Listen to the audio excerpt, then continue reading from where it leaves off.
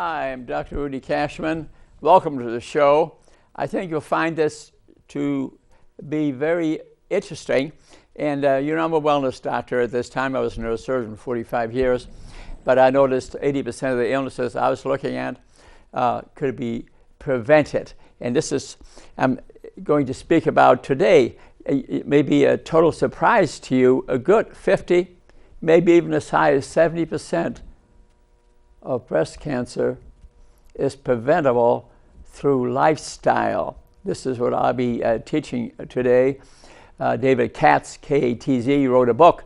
On the cover of his book, he says 93% of type 2 diabetes, 80% of vascular disease, 50 to 70% of cancers are preventable by watching how you use your fingers, what you put on your fork, and how you use your feet. That's great news. Let's take advantage of it. Very little of this is taught, which is unfortunate because the suffering people go through. Breast cancer, for example, is the leading cause of illness and death in females. Males get breast cancer too, incidentally. Yeah, it's the number one cause. Rarely do I speak to a woman that knows that 50 to 70% of breast cancer can be prevented. This is full of science. I have in front of me 5 huge books, and I'll just mention one at the moment, the Mayo Clinic breast cancer book. And the information in there, I knew 90% of it already, but I want you to know this is based on science and authority. And this is a thick book. I've read it now for the 3rd time. And I would like for you to participate in your health care, because this is a complex issue, and you need to take an interest in this at a very young age, because how you raise your children, their activities, their exercise, what they eat, and even before conception of the baby, how you change your genetic structure through something called epigenetics, what your habits are, will affect the chances of diabetes or breast cancer in your children. So I put together the magic 8 here, which you can get off my website if you're looking for it. 8 things you can do to live to be 100. And number 1 on here on this list, you must participate in your health care. You just can't wait till you're 40 or 50 and you have a terrible illness and have ignored the first 40 years of your life. Breast cancer doesn't just appear like that. It's based on genetic changes that occurred decades ago. A lot of it related to your habits. Let's go through some statistics so you get some idea. There are about 200,000 new cases of breast cancer a year. Yeah, and a huge number in the U.S. compared to Asian countries, for example, because we eat different food, we have different lifestyle, genetic changes and occurred. What I like you to know is that you are not just the genes you inherited. That plays not maybe 10%, the BRCA gene, which you hear a lot about now for breast cancer, that accounts for 1 to 2% of the cancers. You'd have thought it's 90%. No, it's 1 to 2% of the cancers, and they can be influenced by what you do. Of those 200,000 people, there are about 40,000 deaths. So about 20% of the people with breast cancer in the past years die yearly. The rate is going, they'll claim it's slowly going down, but if you look at a real graph, I see it in the Mayo Clinic book. I mean, the graph kind of, looks like this in a slow downturn. It's a huge number, but you have to consider the suffering too. Certainly, a significant number survive, but many of them are missing a breast. Some are disfigured. Some look beautiful with plastic surgery these years, but the suffering involved too. Self-image problems, for example. You're going to need to have your breasts removed. I mean, how'd you like to hear that? The fear, the stress to the individual. Like I said, it occurs not only to women, but also it's the leading cause of cancer in American women. And if we can prevent about 50 to 7% of it, I think this talk here is pretty significant. And it has to do with identity problems and psychological problems that women will develop. So about 1.5 million people develop cancers, considering other cancers in the U.S. today. A lot of them are based on lifestyle and what they're eating. In 1974, breast cancer survival for 5 years was about 75%. Now 5-year survival is 90%. But I didn't say survival of the absolute figures. Those 75 and 90 are relative figures. We're comparing over a 5-year period, not your lifetime. Incidentally, 80% of the breast cancers occur after menopause. Also, they are related, cancers increased incidence is related to the length of time that a woman has been exposed to estrogen and progesterone. For example, if a child is overweight, in fat there's estrogen, the length of time they're exposed to estrogen may be longer. Menopause may be later, and puberty may be sooner, and the length of time they're exposed to estrogen and progesterone increases the breast cancer rate. So to have a normal weight child, to aim for that is important. And also, there are definitely some genetic changes, some genes, like the BRCA gene, for example, that will increase the breast cancer rate, but it's not huge. The biggest part is related to your lifestyle activities. That's the most important thing.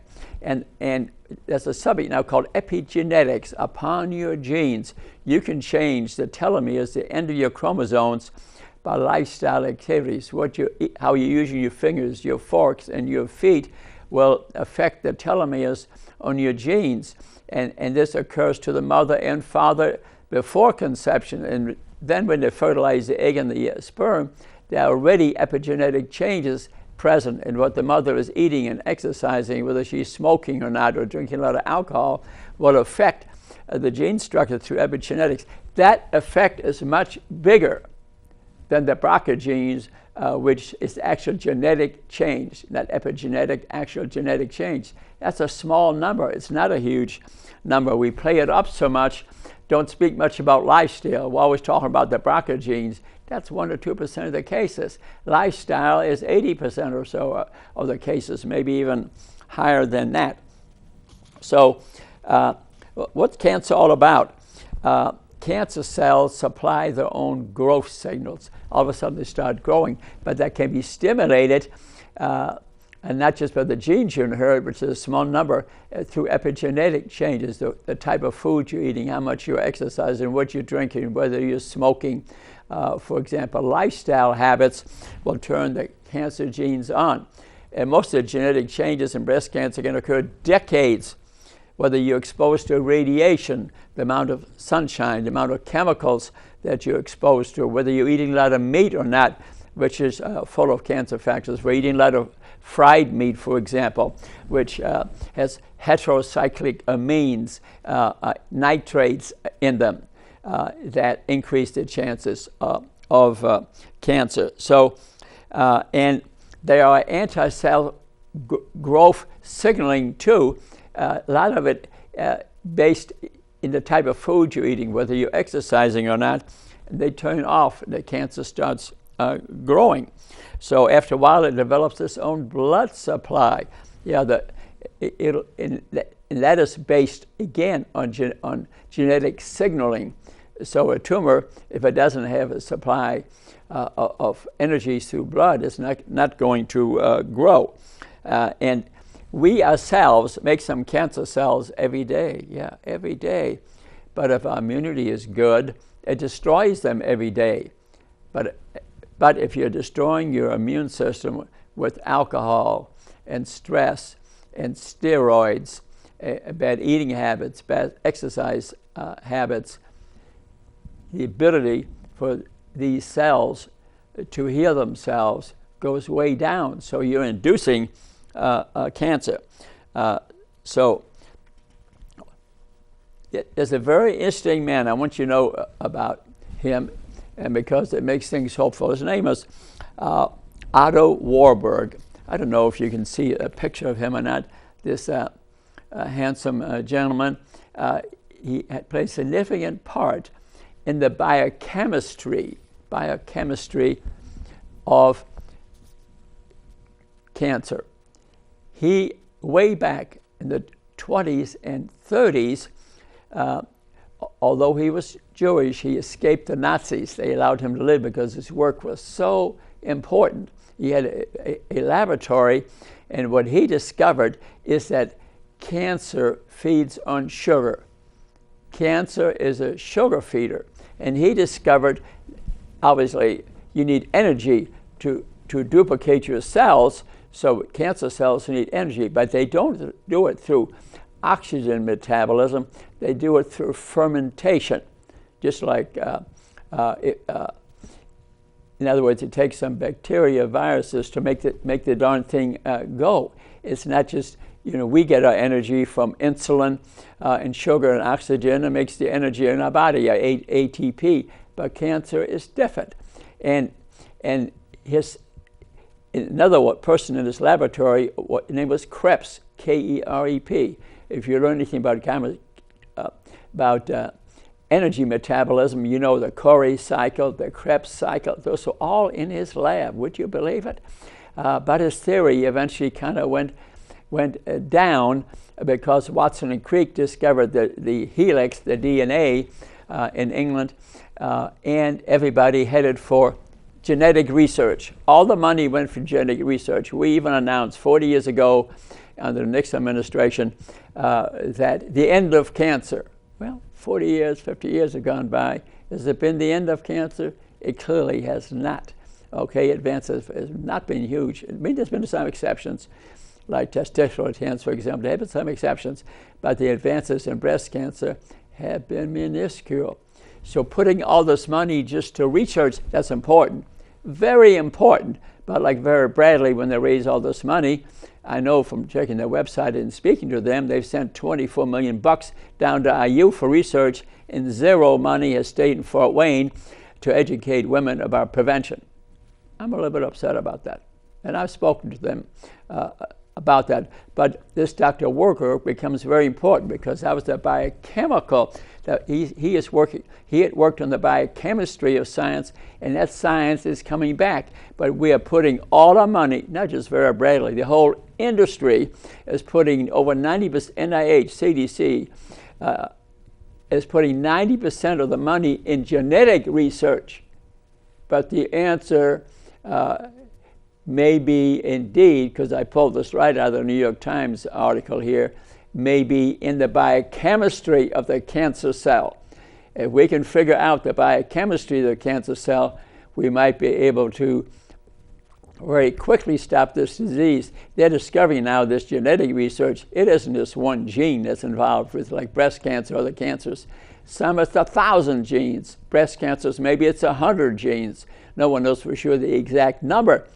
We should have genetic research, but to ignore biochemical research or do very little of it, like Otto Warburg did when his theory now, I think, is coming up. His theory is coming up. So very interesting. Very interesting to read. You can go Otto Warburg, a New York Times article. You'll get it more detail. I find that to be fascinating. So let's move on here. Breast cancer is dependent a lot on hormones, progesterone and estrogen.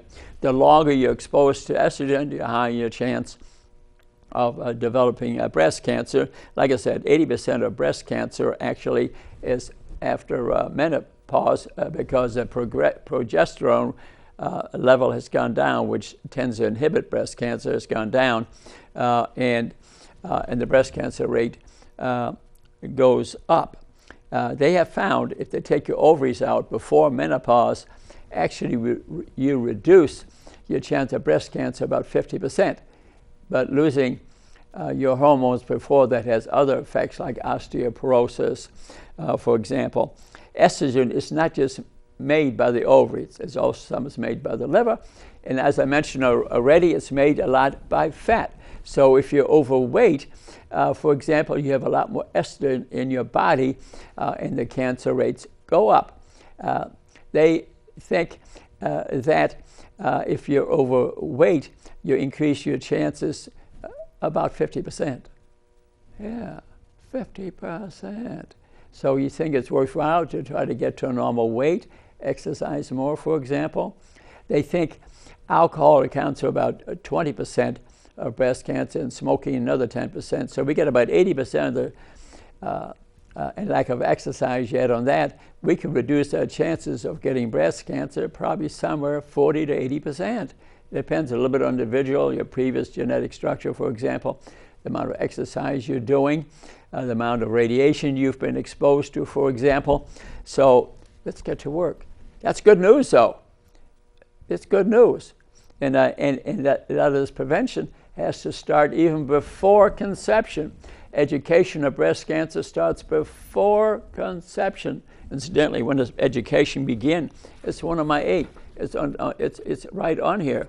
So what the dad, the mother, what they're putting in the fingers, the forks now using the feet will affect the diabetic rate, the vascular disease rate, the cancer rate even before conception.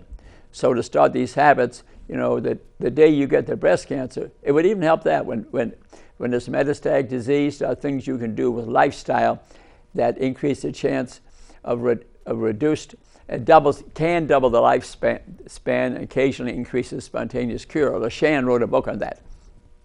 Very good book to read by LaShan. I want you to participate in the healthcare. Some of these books I mentioned, I'd like you to read them. Just this one talk here isn't going to do it for you. You have to gather more information than this. So let's review the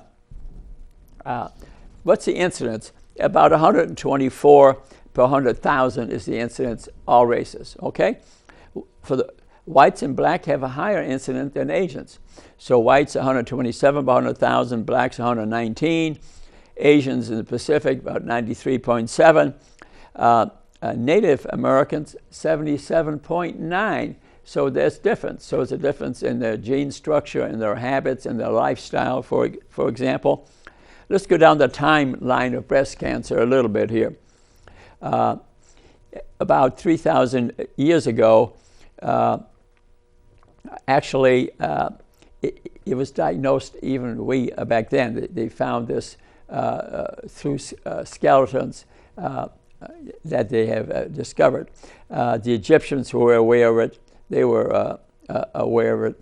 1900, they started radical mastectomy, oophorectomy, X-rays, and radiation was done as early as 1900 because Röntgen discovered the X-rays, remember, late 1800s.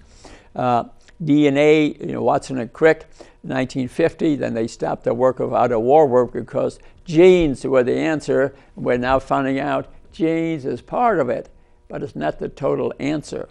It may be a minor part of the answer. And then in 1960, in diagnosis, we came over mammograms. 1965, we were able to diagnose the estrogen receptor on the tumors. Because of the estrogen sensitive, then we know we can use tamoxifen or other drugs which are helpful. Chemo revved up in 1970, tamoxifen about 1980. They discovered the BRCA gene around 2000. The BRCA gene turns the cancer cells on and off, but it's only in about 1 or 2% of the people. That increases your chances of cancer about 50% when you're older. At a younger age, it doesn't seem to affect you that much, but if you hit the 70s and you have that BRCA gene, about 50% chance you'll get breast cancer. So. And if you have both breasts removed, that's your decision. I didn't say to do it. That's a complex decision. It should be done by a surgeon, a geneticist, your family doctor. You need to participate in your health care if you consider anything like that. Complex decision. Read the Mayo Clinic book and other books I'm going to recommend as we go on. Complex decision. but that seems to reduce the recurrence rate about 50% or so. But again, check the latest figures. What is cancer? It's an abnormal cell, okay? The signaling of it is changed by your genes and by the things that you do. Your epigenetic changes to turn the signals on and off. The RNA does that in your body. So, and cells follow certain rules, but they can be influenced. Okay, and the genes that are supposed to repair your cancer cells stop working, which can happen through alcohol, smoking, toxins, radiation, getting a day older, hormones. They can all affect cellular signaling. So every cancer cell supplies its own growth activities, enzymatic activity. It develops its own blood supply, which can be affected by, again, through epigenetic changes. And they stop, cells in our bodies die periodically. You know, our skin is replaced every few months, for example, and that signaling stops, and the cells just keep on dividing. So, like I said, we destroy some cancer cells in our body every day. And so the tumors occur because the tumor suppressor genes aren't working. Then oncogenic genes turn the cancer growth on.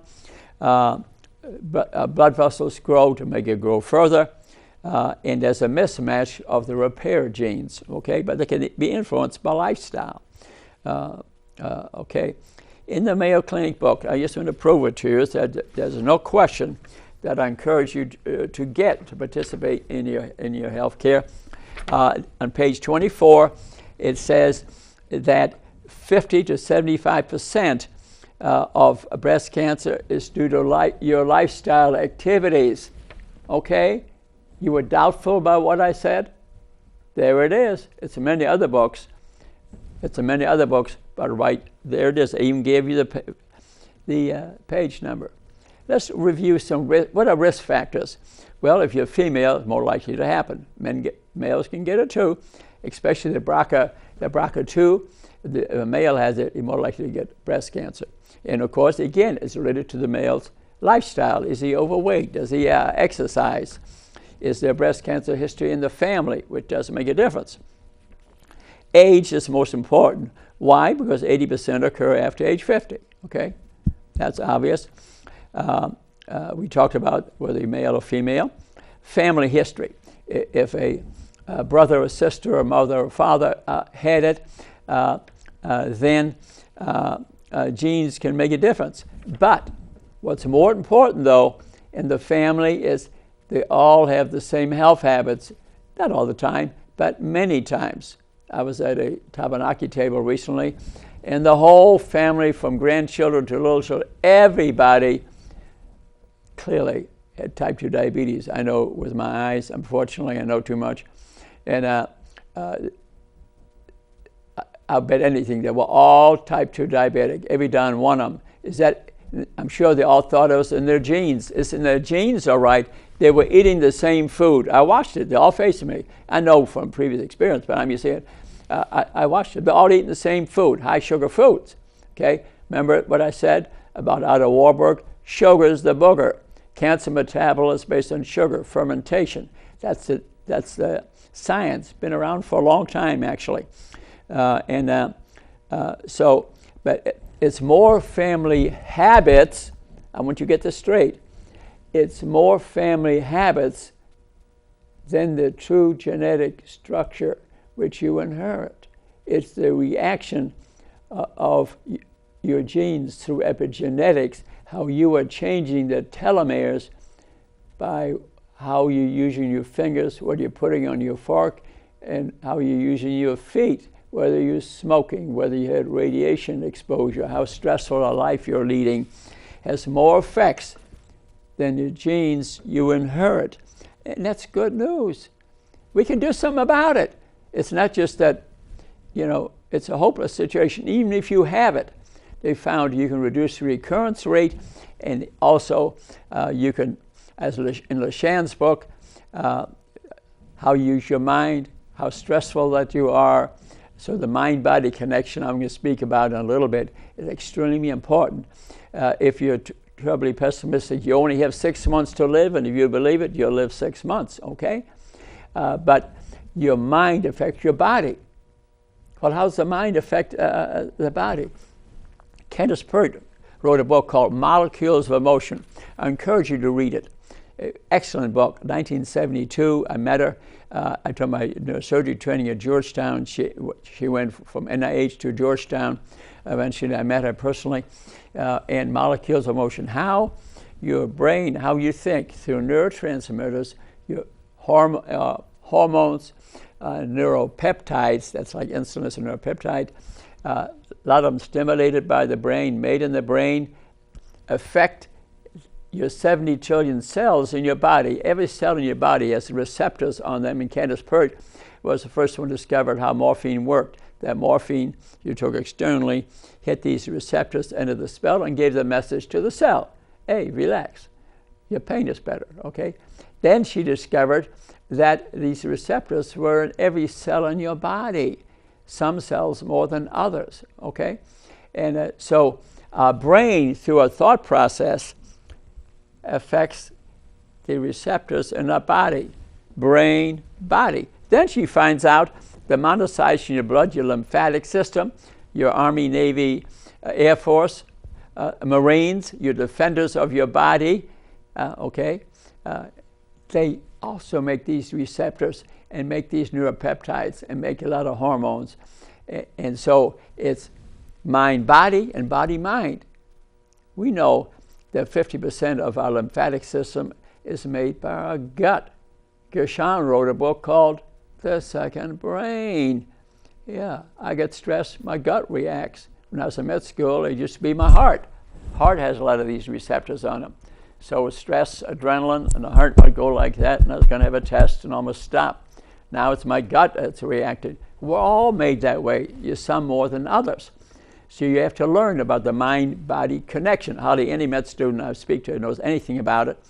None of them have read Candace Pert's book. It's sad. I wrote a book called Welcome to Your Mind Body. I wrote a book on that because a lot of patients I saw, they represented that. They were depressed. They were anxious, coming in with a neck pain or a headache. It wasn't the little disc degeneration in the neck causing the problem. It was fibromyalgia. It was the hormones and the stresses that were affecting the cells of their muscles, causing their diseases. This is science.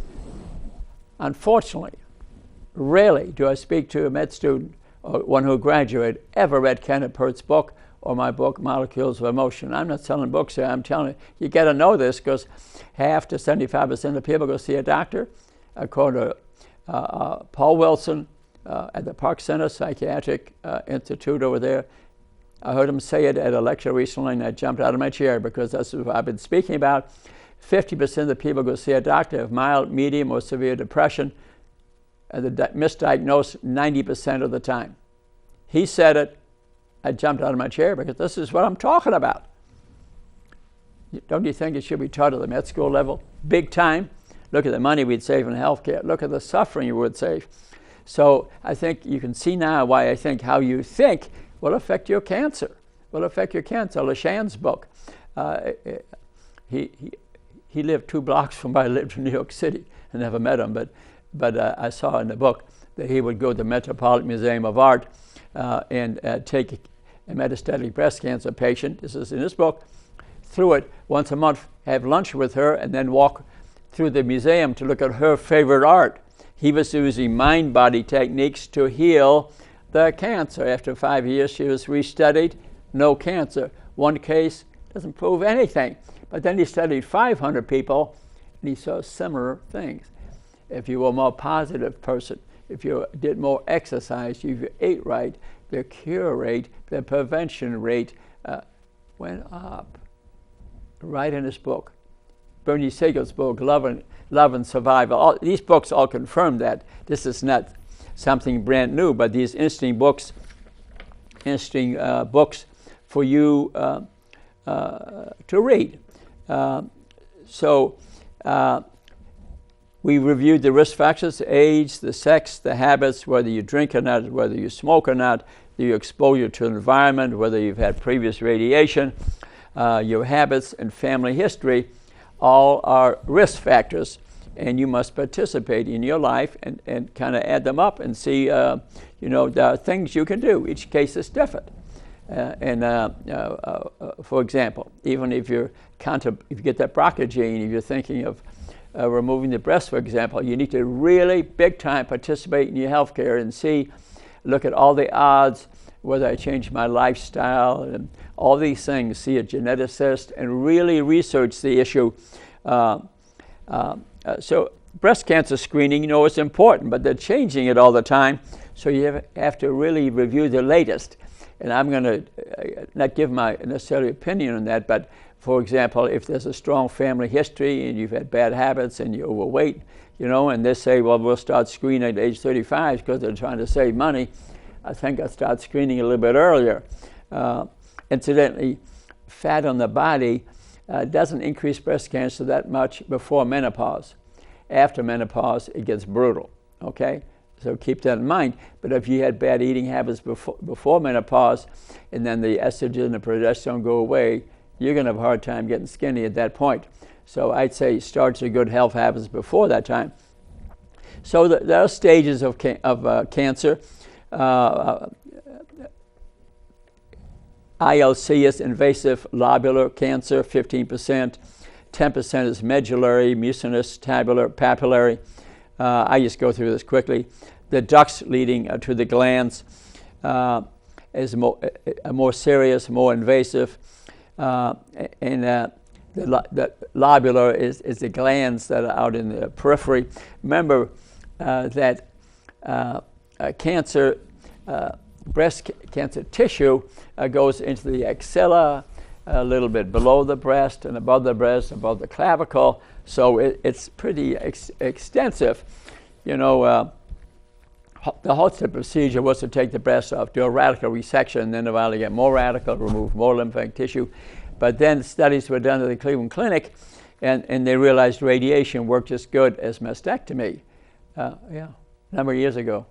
That radical stuff, all those years, for 100 years we lopped off people's breasts when it might not have been necessary, because now they found partial removal and radiation. The statistics are almost as good. Again, I'm not giving you advice, I'm just giving you a little bit of history. Your own case, you got to review with your own doctor, geneticist, radiation people, medical people, chemo people. Make up your own mind, okay? I'm not telling you what to do in any way. I just want to encourage you in lifestyle and prevent the darn thing in the first place. Stress has effect on breast cancer because steroids. Stress causes secretion of steroids, and steroids, for example, destroy your immunity. So cancer is much more likely to show up. And many examples in this where Christopher Reeve, for example, you know, from horse accident became quadriplegic. When he died, his wife, who never smoked, never exercised, and in great health, died 6 months later of lung cancer. I suspect the stress of her living destroyed her immunity. There's no guarantee that was it, but one of the highest causes, if you look at stress, you can take a test on that. If you read my book, Welcome to Your Mind Body, I have 22 books on Amazon, all about wellness. And were to read that, even the picture of Christopher Reeve there, that stress destroys, can destroy your immunity, and she died. So there's a possibility that stress was a cause, but many examples. LaShan's books are full of examples of people that have died because of stress. I remember a brain tumor patient years ago had a horribly malignant tumor, and he said to me, "I'm not going to die." And you know what happened? He never did die from that tumor. Eventually, 10 years later, he died from I think the chemo or something, but I did a scan a week before he died. It didn't show any tumor. So how you think and the amount of stress level is important. There are certain races, Eastern Europeans, the Jewish population, the ASHKENAZI group of Jewish people or community, they have higher rates of breast cancer. But we don't, genetic, but we don't know their lifestyle. You know what I mean? So they do have a higher rate. So they should be more careful, get genetic testing, maybe practice wellness things. I mean, I'm not going to tell them what to do there, but they seem to have a higher rate. Remember, we said Asians have less of a rate. But when those Asians come to Hawaii, come to the United States, their rate is just like the rest of the Americans. So is it what they're eating? For example, they eat a lot of soy over there. Is that preventing it? No one knows for certain, but it's a possibility. I mean, there are positives and negatives with soy while I'm on the subject. And what's generally recommended for me reviewing that literature is to eat unprocessed soy. Unprocessed soy seems to be fairly safe. Don't overdo it. Eat some edamames and some tofu and things of that nature. Tempeh, for example. Nati, for example. Unprocessed soy products seem to have some value, but there's no absolute proof, and don't overdo it. Okay, and so I already mentioned that premenopause, if your ovaries are removed, you reduce breast cancer rate 50%, but you're missing other hormones that'll have other effects in your body, so don't use because of that 50%. There's such a thing called absolute risk. Your absolute risk of getting cancer, it means all the people, races matter, doesn't matter, 12%, well, 1 in 8, that's the absolute risk in the nation. It's sort of heading towards 1 out of 7. Relative risk is where you compare two things, okay? For example, alcohol, one group that drinks and one that doesn't drink alcohol, okay? The risk there then it has a relative risk, okay? Around about 1.4%. And for 3 or 4 drinks of wine, for example, a week doesn't seem to increase the risk.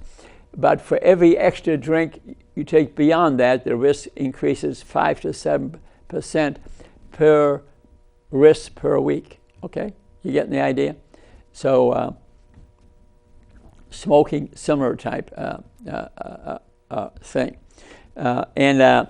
So as we get older, the risk increases. Remember, we said that. And so over a 12-month period, the type of food you're eating has a great effect on it because of the epigenetic changes that it does to your genetic structure. So birth control pills, slight risk. If you haven't taken it in 5 years, the risk goes back to 0. Slight risk change. The old pills used to increase the risk significantly, but now seems to have a minor effect.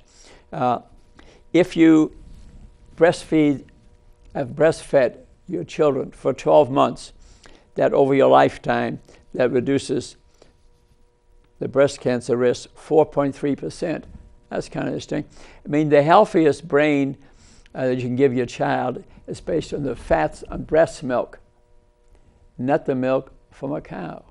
If you give them the milk from a cow, it's got 24 hormones in it. Dr. Varula, a pediatrician, well-known pediatrician down, he calls milk, animal milk, liquid meat. He's right. The casein in it, the type of fat in it, the type of sugar in it increases the risk. So for every 12 months that you breastfed a child, that decrease your breast cancer rate 4.3%. Interesting, isn't that interesting? That's interesting. And also, at the time in your life you had a child, for every child you had, the breast cancer risk goes down. Yeah, and if you had a child at a very young age, the risk goes down more. Interesting. Alcohol, like I said, increased 20%. Smoking, 10%. If you're overweight, you increase 50% of relative risk, okay? Relative to a thin person, okay? Absolute risk is the incident in the population. 12% chance anybody can get breast cancer. And the other one, so we have clinical studies.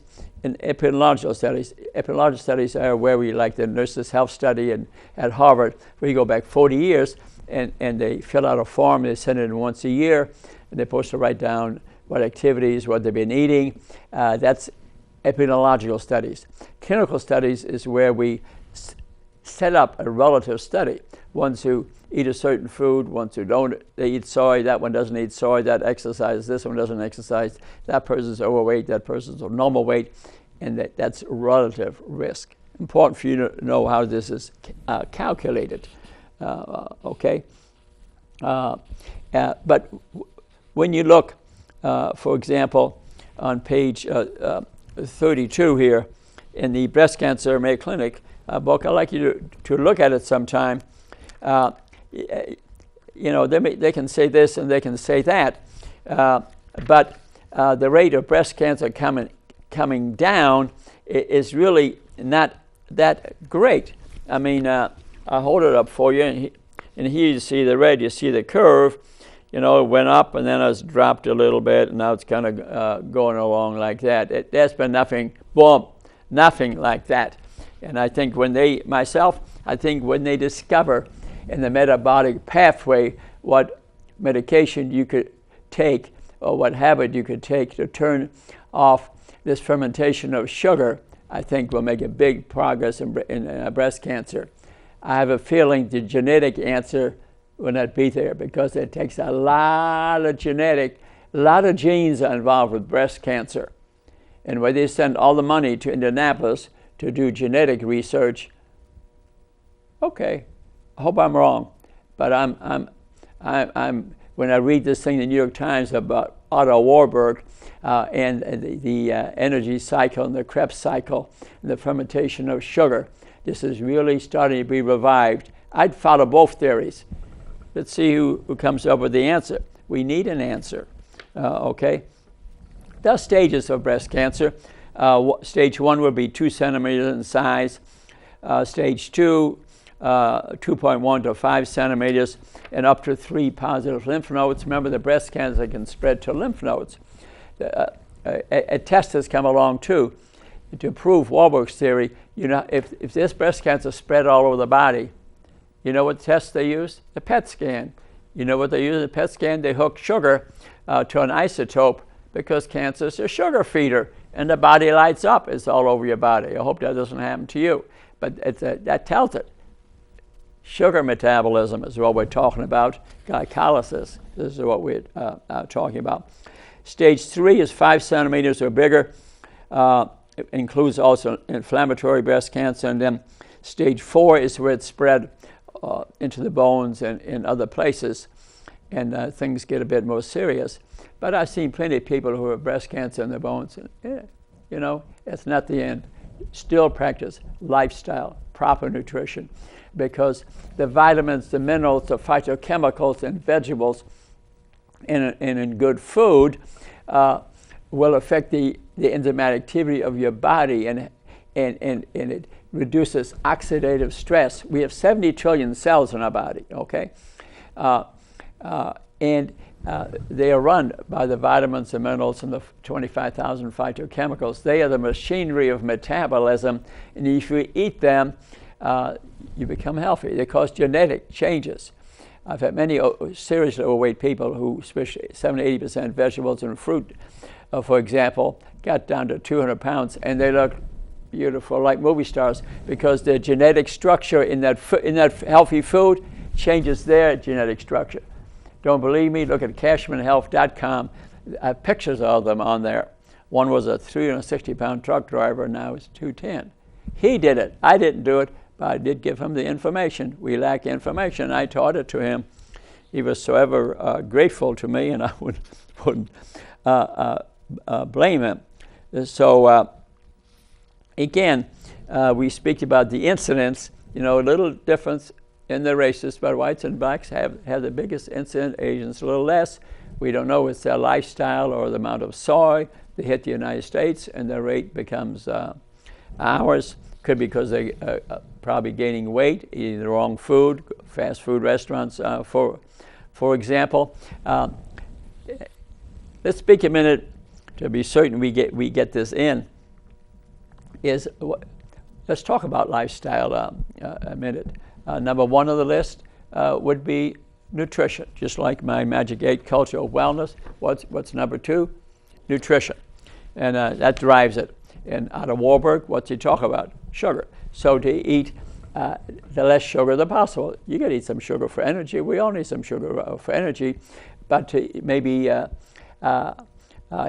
an excellent book for you to read, The Whole Food Guide for Breast Cancer Survivors.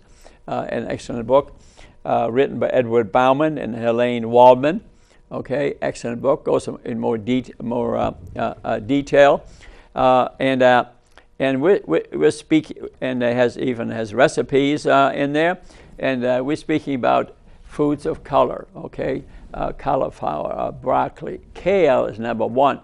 When we look at nutrient density, if you look at the books of Dr. Joel Fuhrman, he gives 1,000 points to kale, okay? White bread, that's sugar, 10. You see the difference, okay? Broccoli, cauliflower, sauerkraut, which is fermented. All very healthy food, carrots and onions. If a woman eats one fresh slice of onion with a cooked mushroom on top every day, it's in the literature, she'll cut the breast cancer rate 50% because it's so full of vitamins, minerals, and phytochemicals. And if you eat this way, all you can eat, the weight will fall off you. You don't have to follow a diet here. You know, if you tolerate it, obviously. And people on the chemotherapy may need supplements. They may not tolerate this. So some even have tubes in them. You get tube fed. Depends on your situation a little bit. But we're speaking about prevention. But we're also speaking about if you're diagnosed with it. If you can eat these foods. These are healing foods. And here's another book, Relieve Your Foods You Love by Robert Pendergrast. Also a good book. Again, you must participate in your health care and read these books. There's recipes in them. Here's another one by Rob Arnott, pretty famous breast cancer prevention diet here. Okay? Sugar is the booger. Sugar is the hooker. Okay? Remember that? So read the labels. 50 different names for sugar. You got to read the labels. You read the newspapers recently, New York Times. Again, the government changes the sugar recommendations again. You know, for 40 years they told us fat was the problem. They lied, and they knew it too, because industry was supporting the price. So they recommended don't eat fat, eat sugar. What's happened to our nation? Look around. Go to some of the restaurants. Look around. Go to church. Look around. What are you seeing? 70 to 90% overweight rate. Yeah. Some racial groups higher because it's in their genetic structure. That they're sensitive to sugar. This is reality, and it was based largely in the CDC, NIH, Ansel Keys, American Heart Association recommending low-fat, high-carbohydrate diets. It's killing us. Still is killing today. But the sugar theory, the cholesterol theory is going down. There are good fats and there are bad fats. Omega-3 are the good fats. Omega-6 are the bad fats. The essential fats, you have to eat them. Essential means you got to eat them, okay? Our ratio should be 1 to 1. What's our ratio in the U.S.? About 20 to 1. 20 to 1 inflammatory fats, 3% inflammation causes cancer, okay? You want to see how much inflammation in your body? Run a CRP, C-reactive protein test, find out what your inflammation in the body is. It increases cancer rates, vascular disease rates. Diabetes is a big cause of cancer.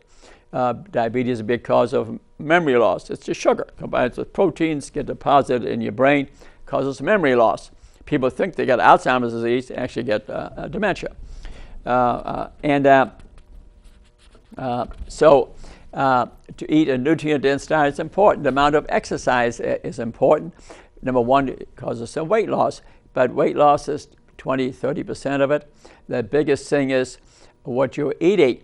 So to go to a gym and work out regularly if you're not eating right will not do a lot of good, although it may get you in the right attitude. I don't discourage you from it. Incidentally, I studied it. Other people have studied it. I know from a place that I work out regularly, they have 9,000 members at one place. Only 10% show up regularly, and they were a select group to begin with to go there. So about 3% of the people work out regularly. So that to me is irrelevant. Increase your activity of living, okay? Use the stairs instead of the elevator. Park your car far away. Walk the dog. Go dancing. Get a treadmill desk at work. Get a stand-up desk at work. That'll triple treadmill. You can burn 200 extra calories an hour if you're using a treadmill desk. If you stand up, you triple the calorie burn. When you add those calories up, suppose it's 200 a day, that you divide that into 3,500 calories, that's a pound. Divide it into a year, that's 20 pounds in 1 year. So it's not hard to lose some weight and participate in your health. You'll get rid of your diabetes, your vascular disease, your chances of cancer. It'll turn the cancer situation around for you in most cases. You can avoid 90% of diabetes. You can avoid over 50% of cancer. So I like to recommend it. If you're sitting, incidentally, they have a thing now called sitting disease. If you look at Amazon, my book is one on there called Sitting Disease. I'm not trying to sell you a book, but it's very important information. If you sit more than a half hour, you turn off your LPL enzyme that's on your endothelium, innermost layer of your 300,000 blood vessels. You turn it off, and triglyceride and fat metabolism gets cut in half, and it's like smoking cigarettes. They call this sitting the new smoking. I didn't make that up, okay? I just don't think it's publicized enough, so I wrote a book on it. Levine wrote a book called Move a Little, Lose a Lot. Great book, but not many years ago. I call it activity of living. Improve your activity of living. Make a list at home, how to improve your activity of living. See if you can do it at work. You know, walk at the lunch hour, walk to the water fountain, get up when you're on the phone. And the number of times you get up, I want you to start counting it. You know, we count our steps, very important. 10,000 steps a day, very important. But the number of times you get up and down is even more important. They've proven it now because of this sitting disease enzyme. We have an enzyme that gets turned on or off depending the number of times we get up. You know, most people know I play a lot of tennis, but recently I took up pickleball. And I had somebody watch me and count the number of times I have to get up and down, pick up the ball, and kneel to hit the ball. You know, pickleball, which I don't recommend to everybody because you got to be steady to take a fall. So I'm not saying you should play it, but that is a lot of activity of living. You can just do it at home. You just go down, you just go up. Put a few weights in your arms, light, 10 pounds. Man, that's a heck of a workout. So you can do light weights, just standing in place, or dance in place. Do the shuffle in place, okay. Walk a half hour a day. I'm not asking you to do a huge big deal. Give me a half hour a day of walking and maybe standing up and doing treadmill desk or stand-up desk. Take the dog for a walk. Take up dancing. I take dance lessons. Can't believe it, I'm taking singing lessons now. And but anything to increase your activities and burn a few calories, and that's an easy way to lose weight. So exercise is important. Smoking, obviously, is deadly. And 21% of the people are smoking now, but I've been working in factories. I was the one yesterday. I've been through 3 factories now, well, more than that, but 3 I really looked at the smoking rates. 70% or so smoking. I don't blame them. I don't think we've emphasized this enough. I think it's their stressful lives, maybe. I mean, it's the quick fix, you know. And although it's not that hard to undo it, I've studied this. Usually no pain involved. 10 days, withdrawal pretty much is over, and you start changing your health already. So I have a look at that. I mean, smoking is destructive. It inflames your whole body. Inflames your whole body. Has increased rates of all types of cancer. Smoking affects every organ and cell in your body. Inflames the whole body, okay? That's why people look 20 years older when they smoke. That's why the house smells like anything. And I was just part of smoke-free Allen County recently, and they were looking at the housing. If you don't smoke and other people in the housing smoke, the air surrounding the building they're breathing 60% of the smoke from smokers. Yeah, I remember having a patient years ago. He smoked, she didn't. gorgeous blonde, had a pain in her tailbone. I thought it was an excessive amount of pain compared to ruptured disc, so I did a scan right away. Sure enough, it was stacked full of, because I could whiff the husband sitting there, and she was beautiful. She was beautiful, and it was cancer. I mean, she was dead 3-4 months. He couldn't walk down the stairs to X-rays. I could show him her X-rays. Such a sad story. Secondary smoke kills people, okay? It kills people. So don't allow it in the house if you just can't get the other person to stop. Also, there's costs involved, $300 to $600 a month, and then the medical cost, and you're destroying your house. Nobody wants to buy the house once it's full of smoke. So that's part of cancer. And we spoke about the alcohol, 5 to 7% for every extra drink. Avoid X-ray exposure. So every time you go in and they want to do another CT scan, there's a lot of X-ray exposure. So avoid that. Avoid unnecessary tests that involve a lot of radiation, which is kind of interesting. And then the exposure to toxins in the universe. I mean, can you imagine going to China and breathing in all these toxins? Dangerous for those people. I bet their cancer rates in their big cities, going up. So let's summarize this whole thing a little bit. Great news. We have great news. 50 to 70% of breast cancer can be prevented through lifestyle, exercise, drinking less or not at all, don't take it up in the first place. Cigarette smoking, reduce the exposure to chemicals in the environment. Eat fresh, organic, raw food. Many apples today, through the Dorito effect, they now have chemicals that can make anything taste like it isn't. Yes. So know what you're eating. Make sure it's fresh, organic food. 1/3 that, 1/3 maybe cooked organic food, and maybe 20-30% meat products. A very healthy way of eating. No limit on the amount to eat. You eat that way, 1/3 raw, 1/3 cooked, minimal animal meats. Do this exercise. Don't have sitting disease. Teenagers today sit 9 hours a day. They can be unhealthy, and they are unhealthy. They are unhealthy, and the genetic changes occurring in the body. They're going to have cancer years later or vascular disease. So you must teach your children this, because this develops over a period of time. And read these books. Mayo Clinic book, I gave you the diet books. Here's another good one, Dr. Susan Love, Breast Cancer book by Susan Love. Excellent book. You must participate in your health care. Look at my website, cashmanhealth.com. 200 YouTube TV shows available for you to learn about fat, salt, sugar, gluten, marijuana. It's a house of information provided for you free. Why am I doing this? I love you. I'm a doctor. My mother said, Rudy, be a doctor. Okay. She showed me a picture of a doctor when I was 10. That did it. Do that for your children. Put dreams in their head. Put dreams in their head. She also handed me a piano. So what I'm doing now at this tender age of 39, taking piano lessons at this wonderful place, Sweetwater. And I'm taking singing lessons there too. And I love it. And I love it. So we love you. Thanks for watching the show. Watch our other shows.